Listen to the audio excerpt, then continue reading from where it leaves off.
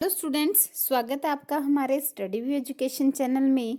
Dictation शुरू करने से पहले मैं आपको एक बात कहना चाहूँगी कि स्टूडेंट्स, हम हमारे स्टडी व्यू एजुकेशन चैनल के ऊपर स्टेनो है जो उसका पूरा कोर्स करवा रहे हैं।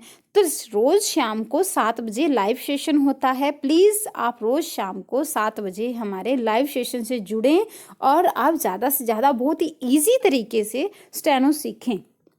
डिक्टेशन स्टार्ट होगी 3 सेकंड बाद। आज की जो डिक्टेशन है वो 100 वर्ड पर मिनट की स्पीड से रहेगी। Ready, start. दूसरी बात, मैं कृषि वैज्ञानिकों के बारे में कहना चाहता हूँ। यह सही है कि आपका यह प्रयास है कि हमारे किसान नए वैज्ञानिक तरीके खेती के लिए अपनाएं, लेकिन मेरा विचार में अभी तक कृषि वैज्ञानिकों का ध्यान हमारे खेतों तक नहीं जा रहा है। वह केवल पुस्तकों में बंद है। हमारे कृषि वैज्ञानिक खोज करते हैं, लेकिन उस ज्ञान को, अपनी खोजों को किसानों तक नहीं पहुंचाते हैं। इसके लिए कुछ प्रयास किए गए हैं, लेकिन जितना विज्ञान किसानों तक पहुंचाया जाना चाहिए उतना नहीं पहुंचा है। अब किसान नई खोजों से लाभ उठाना चाहते हैं, नई तकनीकों को ग्रहण करने के लिए तैयार हो गए हैं। उनकी समझने की शक्ति भी बढ़ गई है, लेकिन इसे किसानों तक व्यापक रूप से नहीं पहुंचाया जा रहा है। आप इसके लिए किसान मेले आयोजित करें, रेडियो तथा दूरदर्शन पर इन खोजों का प्रचार करें, कृषि कॉलेजों में इनका प्रचार करें। यह अनुभव मैं जब कृषि मंत्री था तब मैंने स्वयं किया था। गांव में जाने के लिए आरंभ में अधिकारियों एवं कृषि वैज्ञानिकों को हिचक हुई, लेकिन जैसे ही उन्होंने जाना शुरू किया तो जिस गांव में वैज्ञानिक गए वहां किसानों की फसलें अच्छी होने लगी। इसी तरह से वैज्ञानिक सारे देश में इनको फैलाएं।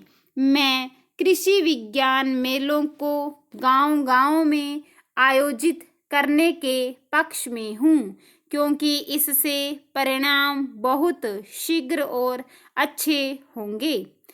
तीसरी बात, मैं किसानों पर लगने वाले कर के संबंध में कहना चाहता हूँ।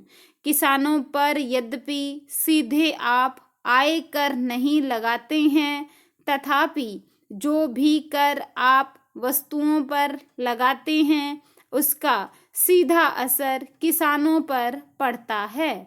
इसके लिए किसानों को आर्थिक सहायता भी नहीं दी जाती है, जबकि उद्योगपतियों को सरकार अनेक प्रकार से सहायता देती है। किसान को जो कर्जा आप देते हैं उस पर ब्याज की दर कम लगनी चाहिए। उसको जो बिजली आप देते हैं उस पर शुल्क कम लगाया जाना चाहिए। उसकी भूमि का लगान आप कम कर दो। उसको जो पानी सिंचाई के लिए दिया जाता है उस पर कर कम कर दो। इस तरह से आप किसान की सहायता करेंगे तो वह देश को भर पेट अनाज पैदा करके दे सकेगा। किसान देशभक्त भी है। वह देश की पैदावार को भी बढ़ाता है। वह जवान भी देश की रक्षा करने के लिए आपको देता है और देश को ही नहीं विदेशों को भी अनाज देने के लिए अब वह तैयार हो रहा है। इसलिए सरकार का ध्यान किसान पर सबसे पहले जाना चाहिए। मेरा कहना यह है कि किसानों की जो कठिनाइयां हैं, उनकी जो समस्याएं हैं, उनको पक्षपात पूर्ण ढंग से नहीं देखना चाहिए। किसान को सबसे बड़ी शिकायत भी यही है कि उसकी ओर सरकार को जितना ध्यान देना चाहिए उतना वह नहीं दे रही है। किसान का अन्न खाकर सारे देश के लोगों की आंखें खुलती हैं, विदेश के लोगों की भी आंखें खुलती हैं।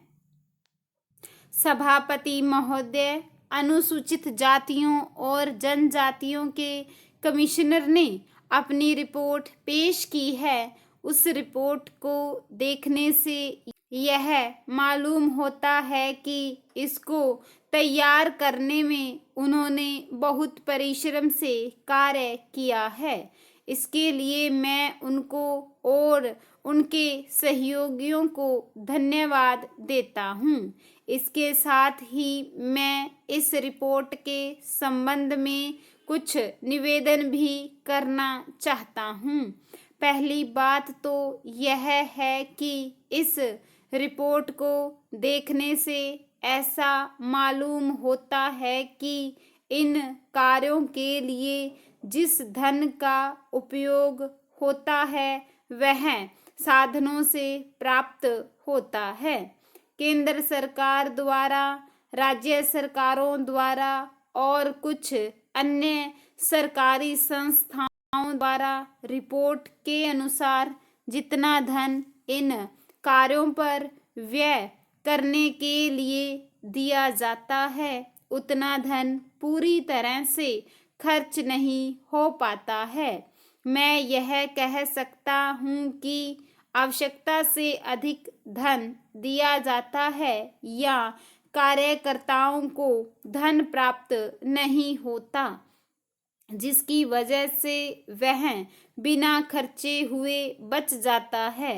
मैं तो चाहता हूँ कि जितना धन दिया जाता है उसका पूरा उपयोग हो और कमिश्नर से कहना पड़े कि इस कार्य के लिए जितने धन की आवश्यकता थी उतना धन मिल पाया और विवश होकर हमें उस आवश्यक कार्य को बीच में ही रोकना पड़ा।